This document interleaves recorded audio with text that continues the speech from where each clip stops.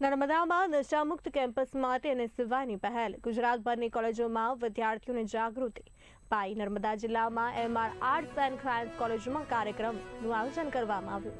પ્રદેશ પ્રમુખ નરેન્દ્ર સોલંકી પીડી વસાવાની હાજરી રહી હતી તો એનએસયુઆઈ જિલ્લા પ્રમુખ તેજસ તડવી સહિત કાર્યકરો ઉપસ્થિત રહ્યા હતા।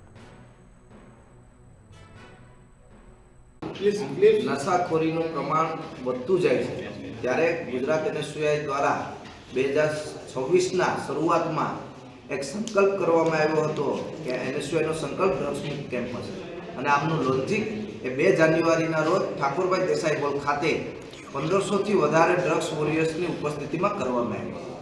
ત્યારે આજે તેના જ ભાગરૂપે રાજપીપળા ખાતે આજે એમઆર આર્ટ્સ એન્ડ સાયન્સ કોલેજમાં જે એનએસયુઆઈનો સંકલ્પ ડ્રગ્સ મુક્ત કેમ્પસનું પ્રોગ્રામનું આયોજન કરવામાં આવ્યું હતું અને જે વિદ્યાર્થીઓને ડ્રગ્સ અવેરનેસ માટેની જે પ્રોગ્રામ છે એનએસયુઆઈનો તેમાં જોડાવા માટે અપીલ કરવામાં આવી હતી।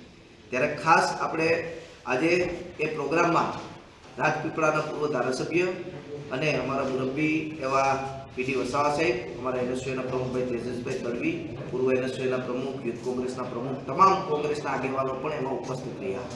એનએસયુઆઈનો